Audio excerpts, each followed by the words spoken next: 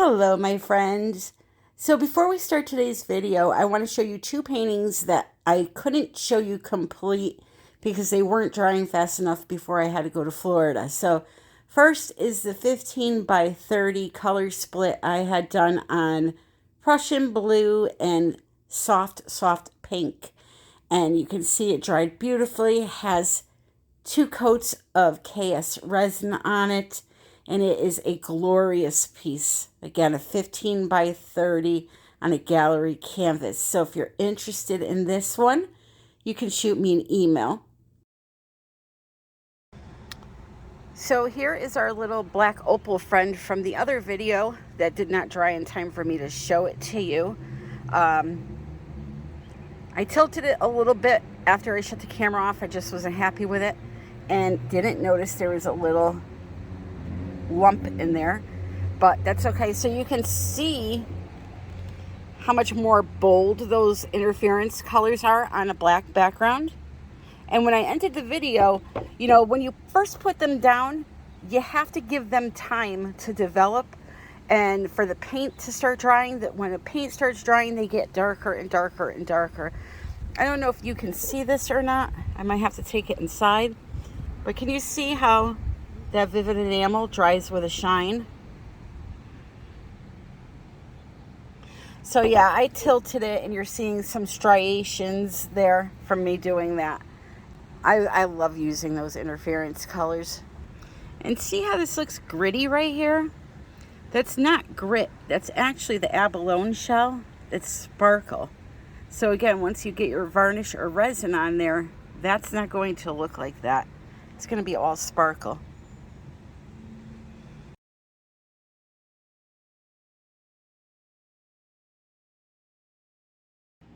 Hello, my friends. Welcome back to another video. I hope you enjoyed your long weekend. If you are in the United States, celebrated 4th of July and we're off from work. I had a great birthday weekend. I want to thank those that sent a donation in for my birthday. That was very kind of you. Thank you so very much. So today I have a very big round. I could barely fit it in the screen here. 24-inch wood round that I took outside, spray painted 2 times. First coat was with just some black flat spray paint by Rust-Oleum. The second coat I did, and you can't really see it here, it's a spray paint called Color Morph, and I'll show you the cans in a second.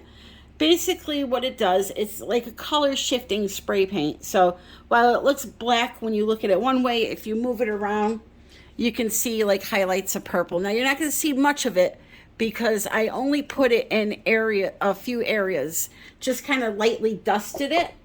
So it would just kind of be there in the background. But yeah, so I used that. Both are made by Krylon, as you can see here. Both are from Hobby Lobby. And what I want to do is kind of like a black opal piece, a color changing chameleon style of painting. And I also want to incorporate into it something called the Italian drip technique, which I will explain to you when I get there. I already did it a little bit in a past video, but I'm going to show you thoroughly and let you know where that technique kind of originated from and move on from there. I'm going to put some of these dry powders. I have a combination of brands here to give you options.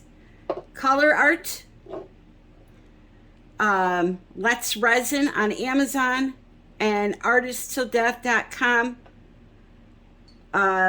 in their shop. Chameleon Interference. This I have a discount for. This I do not on Amazon. So I'm going to put a little bit of those powders in these cups, and with a stick I'm just going to lightly blow them onto the surface of the wet resin.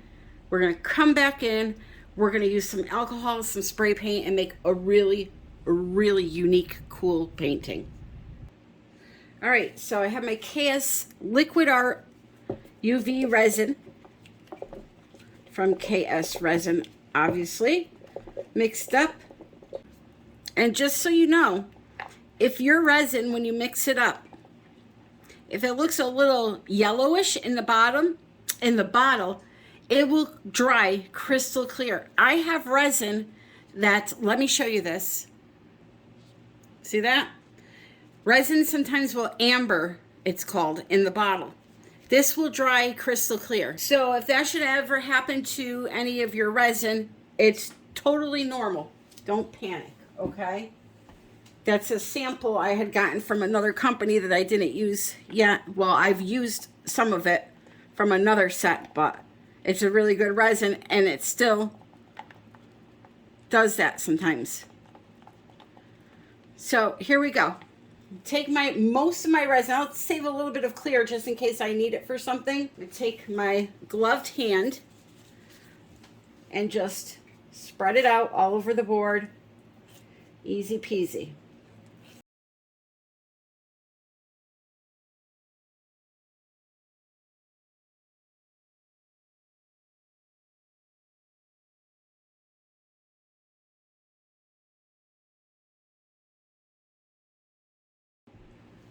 Now I'm going to go around and torch the entire piece to pop the air bubbles.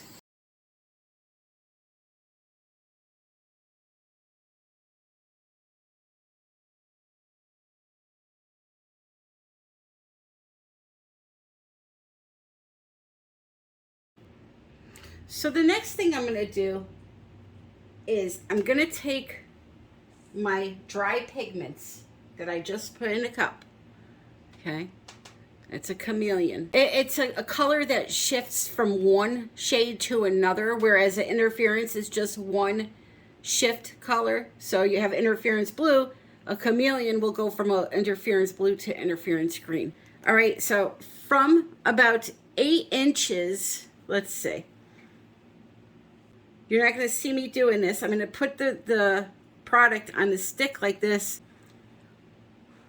I want it to lightly dust over the surface. So I'm going to get a little bit closer with it.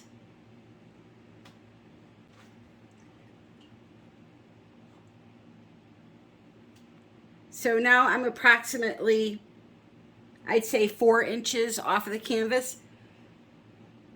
And I'm just lightly blowing in that little bit of powder. I'm going to turn it around and do some of this over there. Like I'm going to do blocks of this one color and then move on to the next color and the next color. Okay? So I'm going to warn you right now, if you do not have an art room, do this outside because it is very messy.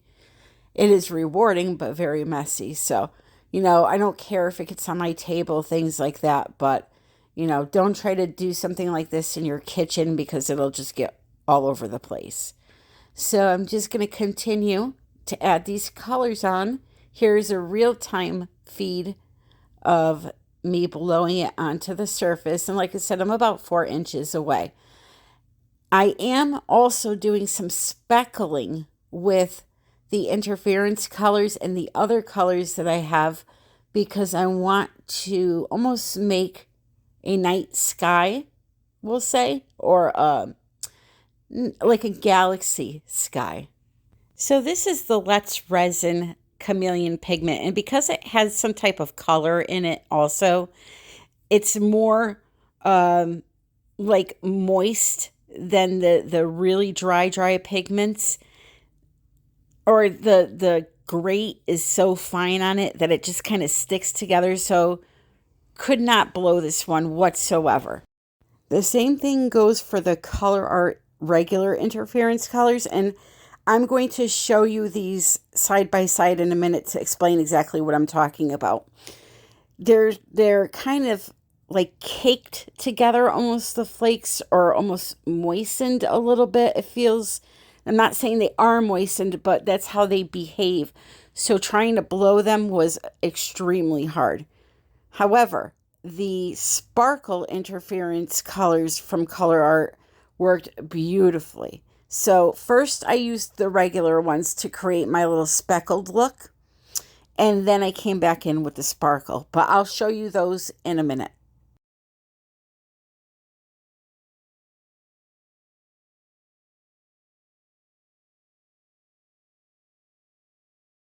Okay, so did you notice how nice and smoothly the green chameleon was going on, and the interferences are more clumping when I blow them?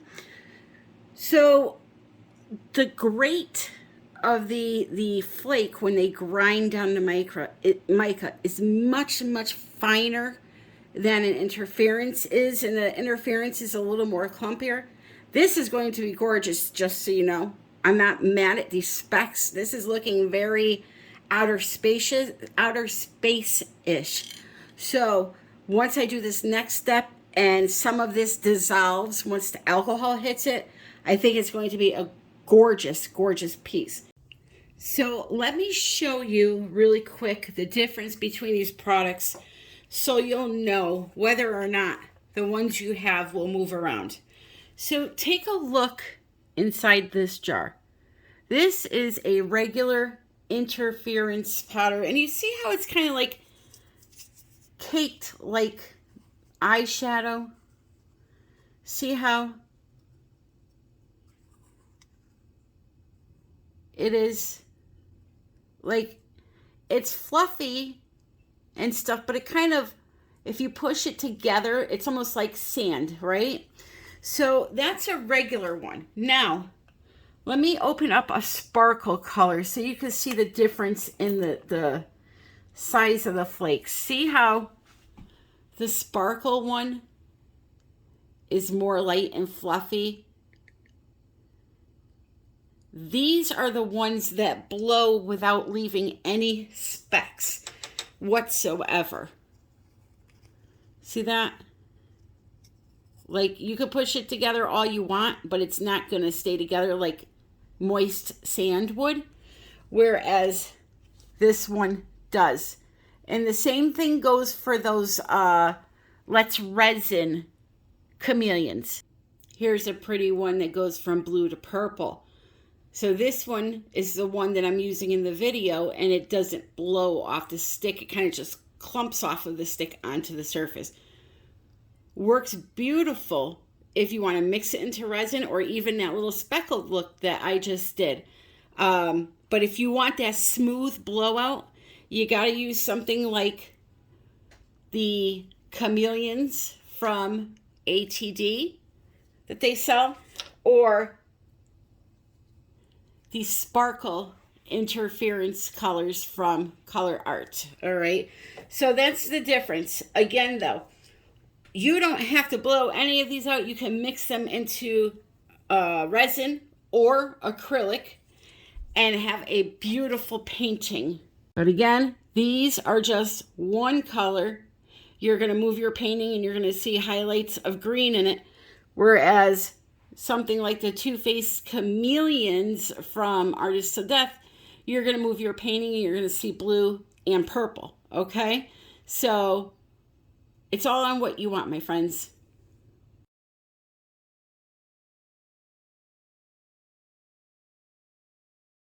So now what I need to do is I have some gloss black. I'm going to spray little patches into the wet resin, and then I'm going to take some 91% alcohol and just drip it onto the area where the black is. Why is it called the Italian drip? This is a name that Erica and her friends came up with. I believe maybe her friend Tudor it was. I'm not sure. But anyway, us Italians, we love to talk with our hands, right? So we're mangia. So that's where they came up with the Italian drip, because you're doing like that classic Italian hand gesture thingy there. So that's what we're going to be doing now, okay? And you do see some little like round areas forming here. Now that's because the base that I used to spray paint is a gloss finish. So you see the resin react a little tiny bit with even that too. So again, we're going to spray little patches of this in and then drip that alcohol on. And you're gonna not overkill with the alcohol, just a few drips, and then you're gonna let it sit and do its thing. Before I go and put alcohol in here, I wanna just pop any air bubbles that may have formed.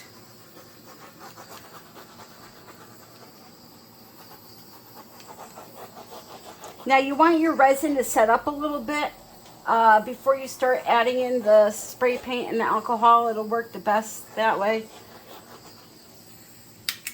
When you put your gloves on and you put a little of your resin in between your fingers and you go like this, if the strand that forms maintains about an inch, like it's really sticky, that's a really good time to do it, to do your spray paint and alcohol, that is. All right, so here we go. Small area I'm going to test.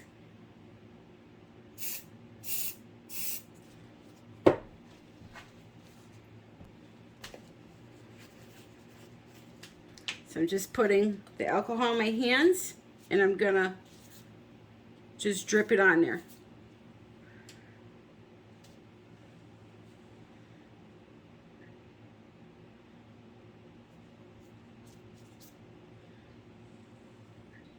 Gonna just let it do its thing.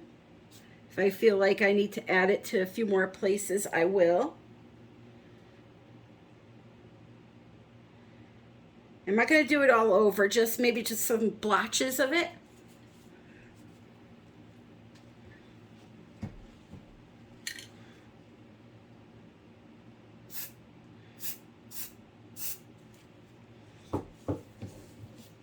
This is gonna be a really cool looking piece. It's hard to tell if there's even alcohol on my hands with these gloves. It looks like it's doing something.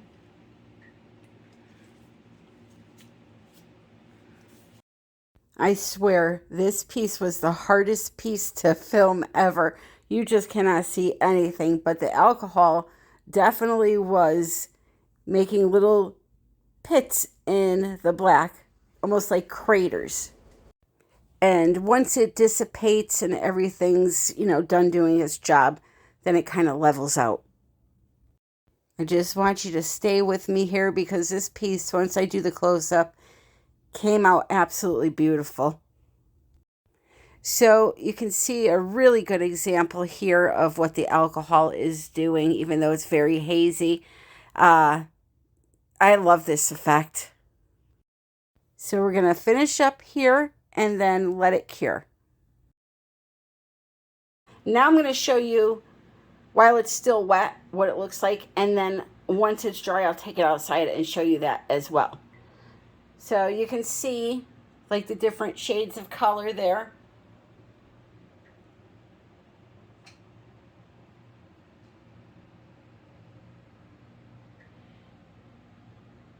Now, if you want the colors to be more bold and pronounced, like this picture I'm putting up on the screen right now, you're going to mix your interference colors directly into your resin and pour them on, not blow them on like I just did.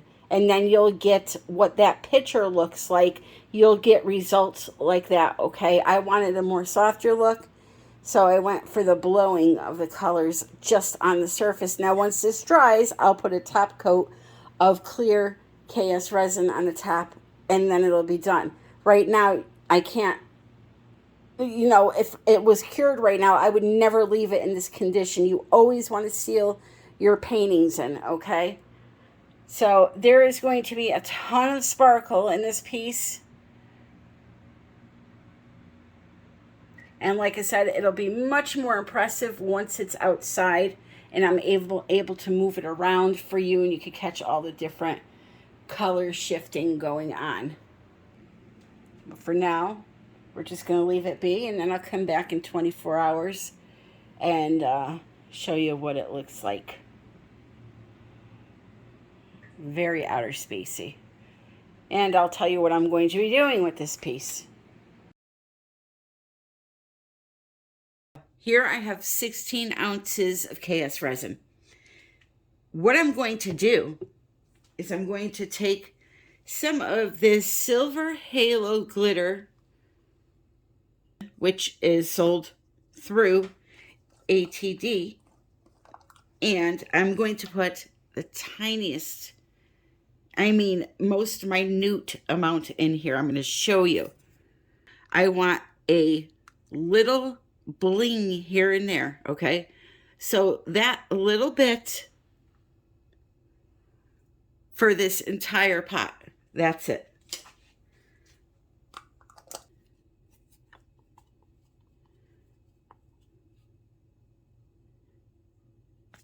Let me put on the flash so you can see that it's just the tiniest hint of sparkle.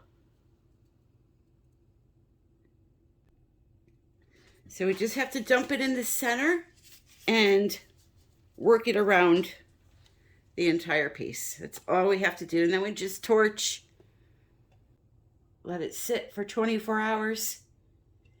And then I will show you this piece. So I'm a person that gets carried away. Notice how the areas where the spray paint was, it looks like big rings now. I added just a little too much alcohol. So if you want just that holy Swiss cheese look, just a few drops.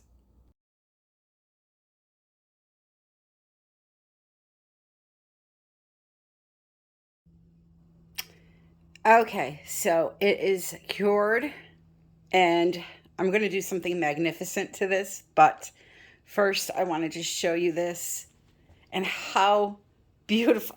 I am so excited about this piece, only because I know what it's going to end up being in the end, and the effects are just so cool. Like, the camera's not going to show them at all.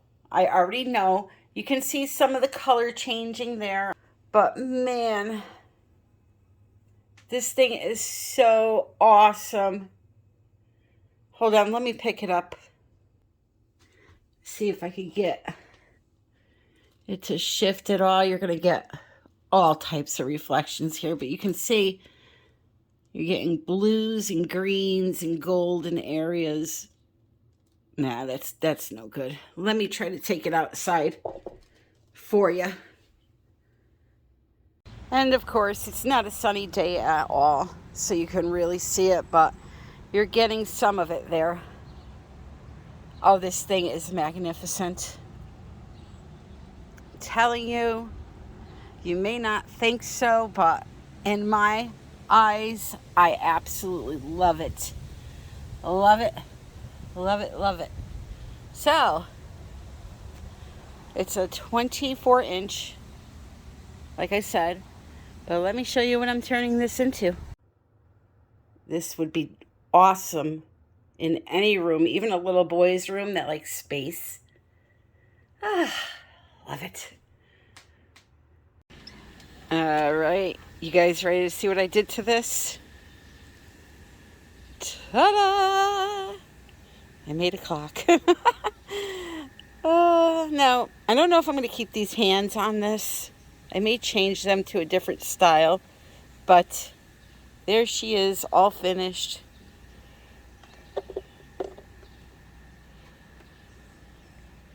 Again, the camera is not picking up the color shift. Surprise, surprise.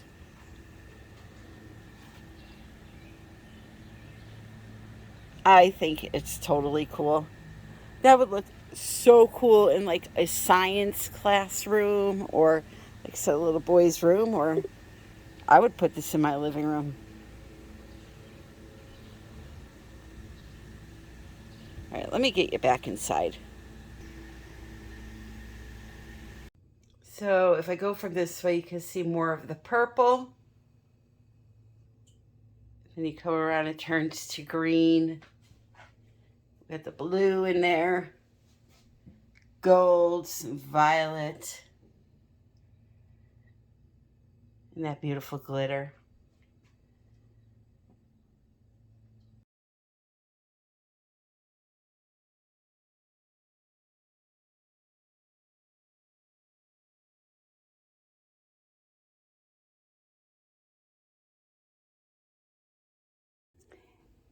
If you enjoyed the video, please click like, please subscribe, please comment, and please share. Don't forget to check out the description below. And if you're interested in either this piece or that beautiful Dutch pour I showed in the beginning, just send me an email, artbytammy@yahoo.com. I love you all, my friends. And until the next time, happy pouring.